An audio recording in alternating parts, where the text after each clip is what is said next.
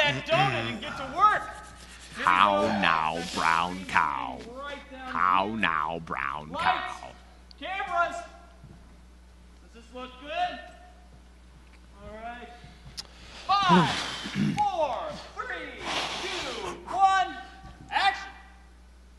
And welcome back. It's Jack and John in the morning. Jack, we are wrapping up March Madness. It is the ultimate postseason event in sports.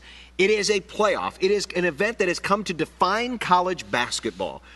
But college football, its counterpart, has no such defining event. It does not have a playoff.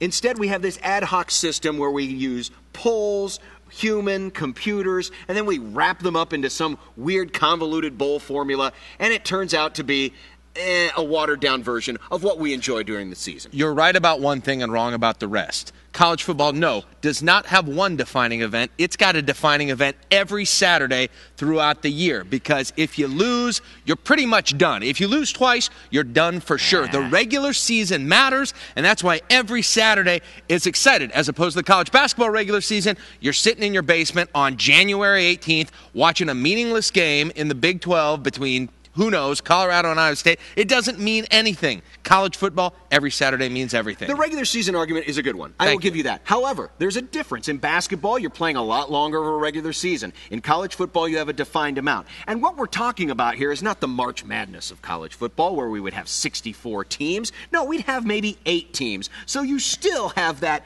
elimination factor of maybe, one loss could end your season. But one loss doesn't necessarily have to end your season. It would be a much more fair and equitable way. It'd get the human element, the people who don't play the game, out of the system, get the computer nerds out of the system, and it would allow the championship to be decided on the field, which is where it needed to be decided all along. I've said this to you many times, John. You have no idea what you're talking about. Fair and equitable? Are you kidding me? Great. Everybody loves the Cinderella stories in the NCAA tournament. Sure. The VCUs. We don't have that in football. I love it. Wonderful. Go Rams. They're not the best team in the nation. They're not one of the best 4 teams in the nation. It's not fair and equitable. It's about rewarding, the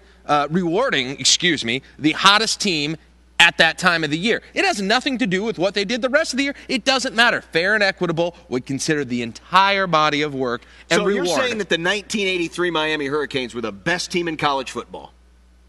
The BCS wasn't around then.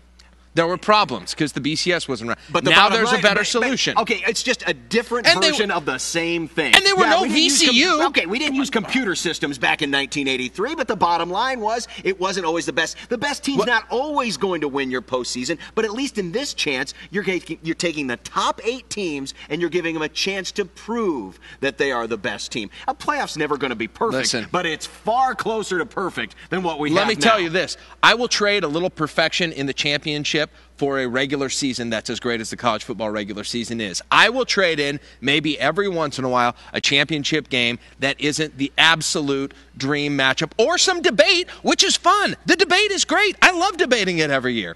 I think we're going to have to agree to disagree on this one. He's Jack Mitchell. He's wrong. I'm John Bishop, and I'm right.